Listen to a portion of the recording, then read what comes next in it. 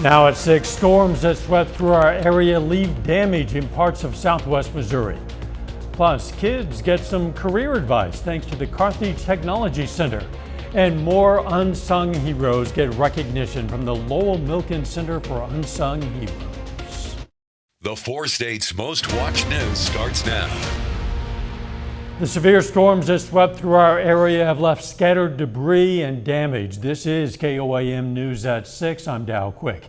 Now residents and businesses in Newton County and elsewhere are working to deal with the storm's aftermath. KOAM's Anthony Saviello has more. Residents and businesses are cleaning up after a line of storms swept through our area, scattering debris across neighborhoods, leaving some without power, and the Wesco Furniture Store in Neosho without a roof. I got pictures showing my roof was pulled off. I got up here as soon as possible, kind of seeing what was going on. Got a lot of water inside. Really don't know as far as damage-wise what.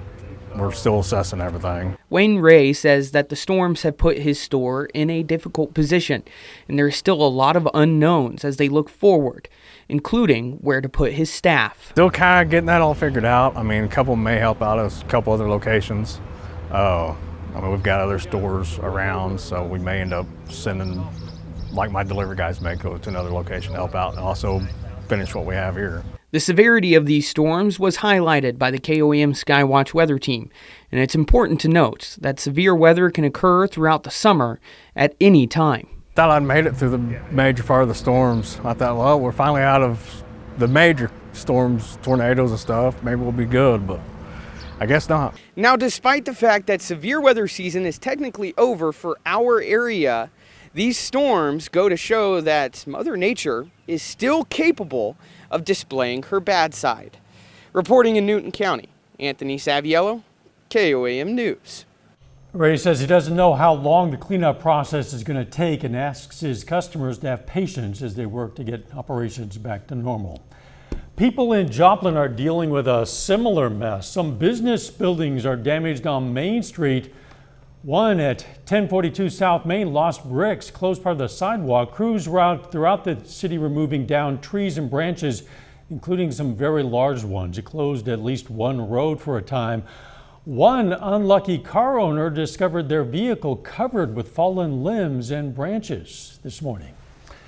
If you do live in Joplin, the city's announced a limb drop-off service for residents cleaning up storm damage. The drop-off facility located at is open daily from 7 a.m. to 5 p.m. It's at North Schifferdecker, the drop-off facility is.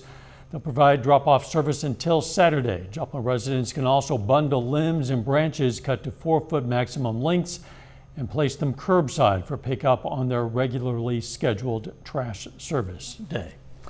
Let's check in with Chief Meteorologist Doug Heddy now for a first look at the weather. Yeah, of course, a loud morning for us with those strong to severe thunderstorms that dropped through, and we at least got some decent amounts of rain for most of us. Almost an inch in Joplin, 1.5 for the month, still a deficit of 4.8 inches for the year so far. But temperature is a little bit cooler today. Most of us are sitting into the mid 80s. Still have a heat index. It's not super high, kind of upper 80s to lower 90s across the region. But look at these storms during the morning hours plowing south right through the region. Not much in the way of hail. It was mainly wind. Some heavy amounts of rain. A lot of areas picked up 2-3 inches, but everybody across the region at least got something, which is good to see because we have been drying out. Through the evening, slide back through the 80s, 70s, upper 60s later on tonight. We are going to start to heat back up. Also some more rain chances. We're going to look at that here in just a bit. See you soon. Cherokee County, Kansas jury today found a Galena man guilty of a murder. 50-year-old Billy Barker is accused of shooting and killing 27-year-old Levi Porter of Riverton in April of last year in Galena. The jury also found him guilty of being a felon in possession of a firearm and criminally carrying a weapon. Sentencing in this case is scheduled for September 5th. The Carthage Technology Center's Career Academies event started this week. Several informative stations were set up for career fields like healthcare, video production, and culinary arts. Students rotated through and gained some practical experience and skills that could benefit them in the future. Yeah, this has helped me a lot. It's helped me figure out what I really want to do. And there was a test that we took in one of our classes, and it showed me some stuff that I would be good at. So yeah. Students could also complete a personality-based career assessment intended to help them along the career path best suited for them. A family service center in Pittsburgh plants pinwheels in recognition of National Reunification Month. We're going to have details coming up. And a little later, the Better Business Bureau has some advice for families gearing up for summer travel. New exhibits for unsung heroes are now on display in Fort Scott, Kansas. KOAM's Amber Jenkins has more. 2 new exhibits are on display in the Lowell Milken Center for Unsung Heroes in Fort Scott. A group of students from Iowa made a video about Dr. Christine Grant's impact on Title IX in sports, and the center wanted to showcase it. We haven't done a board since 7th grade. We do projects every year, and so we usually do videos, but putting a board together, and obviously we didn't make it, but being able to be a part of that and have our opinions was really big, and I think it's just cool to have our work down here, and it didn't just end with the video. Dr. Grant's niece says her aunt was humble about her accolades, yet she was outspoken for her Scottish pride. And her reaction when she saw the exhibit? Yes.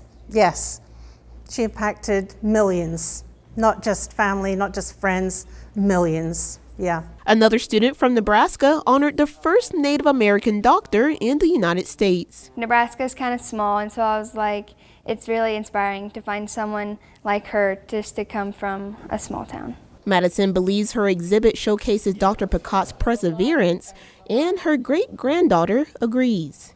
She persevered. She was a warrior for her people, and that's what I hope is one of the takeaways. Reporting in Fort Scott, Amber Jenkins, KOAM News. The exhibits are funded by the 2024 Attraction Development Grant for Kansas Tourism. In recognition of National Reunification Month, TFI in Pittsburgh held a pinwheel planting ceremony today. The team shared reunification stories in addition to planting pinwheels to represent and recognize the nearly 300 Kansas families TFI has helped reunify this past year. In the past year, TFI has served more than 6,000 children in prevention, foster care, adoption, and residential services. A little later, how to make sure that AC unit stays cool through the heat of summer. Plus, you're going to want it to stay cool because we're going to be heating up outside over the next few days. We're going to look at that coming up.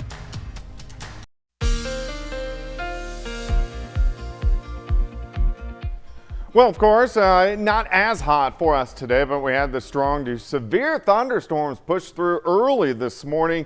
At least everybody in the viewing area got some rain, which is very beneficial because it's been kind of dry over the past couple weeks. Here's a nice shot of our Cornell Arts and Entertainment Complex tower cam. Of course, downtown 7th and Joplin Street, looking northeast through downtown. Looks pretty good. Pretty nice evening. Temperature is not as bad as what we have seen over the past couple days. 85 in Carthage, 84 Anderson, 88 in Veneta, Pittsburgh, a little bit cooler at 83, 87 in Chanute, and our humidity not as bad. Dew points are sitting into the mid to upper 60s. Now, that kind of still puts us in that sticky to muggy range, but not as bad as what we saw on Monday and Tuesday. So heat indices kind of sitting upper 80s to near 90 degrees across the region. We're going to slide back through the 80s, 70s, eventually upper 60s late on tonight.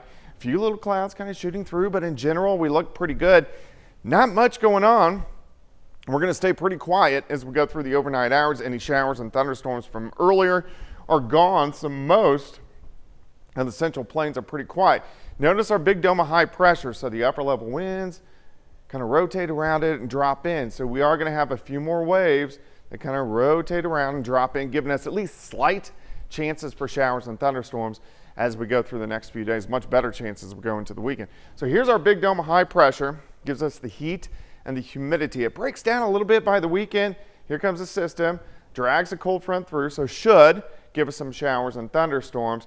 As that passes by, our dome of high pressure strengthens as we go through next week and all the way into the 4th of July, meaning not much in the way of rain, and that heat is really going to kick in, especially as we get through the middle of next week. All right, temperatures for us tonight. We slide back right around 68 to 70 degrees. As we go through the morning hours, we warm mid-80s by noon. Once we get into the afternoon, most of us right around 90, so a little bit hotter than what we saw today. There's a very slight chance random shower may get in here, so I'm going to put very slight chance in for us tomorrow afternoon.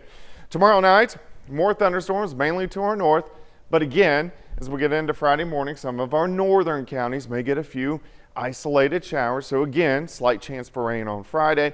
Then Friday afternoon, hot, humid, mid-90s, mid to upper 90s for afternoon highs, and then chances for a few thunderstorms again as we go into Saturday. This is when our better chance for rain is going to be early Saturday morning and then Saturday night into Sunday morning. On your Thursday, 68 to start, 85 by noon, high temp 91. And if we look at the weekend, front kind of slides in, so showers and thunderstorms again Saturday evening, lasting into Sunday morning. Very slight chance on Sunday, but hopefully we can get some more widespread rain as we go into the weekend. 91 tomorrow, 97 on Friday, 94 on Saturday, a little bit cooler because of those hit and miss storms. Then that front drops through on Sunday, so highs around 88 degrees. Then we accelerate upward. Let's look into the 4th of July, a few pop-up storms, high temp, 100 degrees. Yeah, that's typical, I guess, for the 4th, but it'll be nice to get at least a brief respite. It will be. Thanks, Doug. These scammers on Facebook are pretending to be HVAC contractors, it seems. Experts say scammers are taking advantage of the heat and people's desperation to repair their AC. To protect yourself from being scammed, the Regional Better Business Bureau recommends that you research whether your HVAC contractor is licensed. Verify the legitimacy of your contractor with a quick phone call to their company or ask friends for a referral. As people plan their summer vacations, the BBB also says beware of travel scams. One scam is a fake menu in a hotel. The scammer collects your credit card information when you pay, and when the food, well, it never arrives. You can avoid this by asking the front desk if the restaurant is legitimate.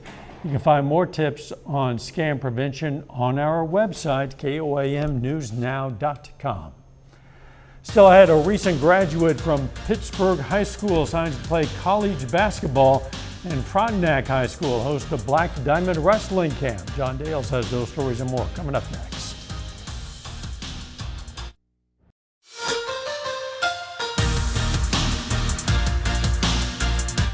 Joey Chronister graduated from Pittsburgh High School last month. Today, the Dragon alum is back at PHS, signing to continue his basketball career. Surrounded by family and friends, Joey Chronister signs with Missouri Valley College, where he will continue his basketball career. The former Purple Dragon team captain says after all his hard work, getting to this moment is very gratifying, and Missouri Valley just seems like the perfect fit. I had a really good visit. The coaching staff is really what stuck out to me. They were joking around, having some fun, but I could also tell that they would work. They wanted to work, and that's something I wanted. I wanted to be able to have a little fun, but also know that you can get down and work when you need to. The Black Diamond Wrestling Camp takes place this week at Frontenac High School. Over 140 local kids get the chance to learn from some Oklahoma State Cowboys. Today is day 2 of the camp. It has a morning session for 7th through 12th graders. Then kindergarten through 6th grade goes in the early afternoon before a second session for the older group. The campers have the opportunity to learn not only from wrestlers that have made it to the collegiate level, but some of the best in the country. I try to teach a lot of skills that I utilize, a lot of skills that there's emphasis on in Oklahoma State, and things that I see really help kids reach the next level, whether that's starting varsity, winning state, or going to compete in college and doing well in college. So I really only show things that I have confidence in. Today we learned basic takedown defense, also getting jammed in on some shots and scoring from some tough opportunities. Really like how the OSU is kind of putting our kids into different situational wrestling, and instead of just like typical moves, they're putting them in positions that they get into in matches and wrestling from those positions. Over to summer collegiate baseball. The Joplin Outlaws on the road in Fort Smith, Arkansas tonight. They play the Marshalls, who are just one spot behind them in the standings. First pitch at 7:05. All of the score update later tonight. Over to Major League Baseball. Royals try to win their series against the Marlins, but they fall behind 1-0 in the second inning. That score holds all the way into the 8th when Bobby Witt Jr. gets things started with 2 outs here. He hits a triple, legs it out all the way to 3rd, where he slides in safely. One batter later, Vinny Pasquantino comes to the plate and he drives him in with an RBI single that ties the game. Next batter after that, Salvador Perez. He hits it into the corner in left field, and Kansas City now leads 2-1. Keep in mind, still 2 outs in the 8th at this point. They keep the line moving. Nick Lofton next up. He drives in Perez. It's now 3-1 Royals. They still have the lead, and then Freddie Fermin really puts an exclamation point on this rally. He gets a 2 RBI single later in the bottom of the 8th to make it 5-1. The Royals score all 5 of their runs with 2 outs in the 8th inning. They win it 5-1. Meanwhile, at Busch Stadium, Cardinals play a doubleheader against the Braves today. They lose the front end 6-2. Kyle Gibson picks up the loss after pitching 4 innings. He allowed 4 earned runs off 4 hits and 5 walks. Game 2 of the doubleheader getting started right now. But back to the Royals, we were just talking about them yesterday. That's the win that they needed. They couldn't have afforded, that would have been 5 straight series lost, but instead, just like that, 2-out rally in the 8th, get back on track. Yeah, they've been in a slump lately, but boy, there's nothing more exciting than a come-from-behind rally with 2 outs late in the ball game, and then to win it like that. We'll be right back. The Southwest Center for Educational Excellence celebrated the 2023 Missouri Regional Teacher of the Year today in Webb City. The center hosted an awards luncheon for 11 District Teacher of the Year nominees. A committee composed of area educators and community members will complete the selection process and then select 2 winners. The 2 winners, Craig Fox from Carl Junction and Allison Coral from Neosho, will represent the Southwest Missouri region in the statewide competition for Missouri Teacher of the Year. I throw my heart into education every single day. I love my kids. I love teaching. I teach junior high kids, and I teach math, which isn't always everybody's favorite, but some kids, I turn them around. By the end of the school year, they love math, at least some of them. The event also served to announce the elementary and secondary awardees of the Southwest Missouri Regional Teacher. Here's a look at what's coming up on Caton. Do we have that? What's coming up at 9? Maybe we don't. I'll tell you what, let's go ahead and do the weather forecast. Sure. It's going to be a pretty nice evening if you want to get out, of course. Still a couple more hours of daylight. Temperatures are going to be dropping back upper 60s for us later on tonight, but we are going to start to heat back up as we go through the next couple days. Random shower, but a lot of heat, especially next week going into the 4th of July. Very good. And now here's what's coming up on KOAM News at 9. We're going to have tips to help your children and teens use social media safely. Plus, the National Weather Service is reporting an uptick in rip current-related deaths on U.S. beaches this summer. And the TSA unveils new technology it says will help streamline security for millions of Americans. Those stories and a lot more, of course, it's coming up on KOAM News at 9 on Fox 14. Of course, we'll also have sports then. How about a final sports note? Yeah, that we will. The Cardinals just started the second end of their doubleheader against the Braves. I'm going to have more on that later tonight. Very good. Thanks for joining us. We'll see you right back here for KOAM News at 10. Let's make it a great evening.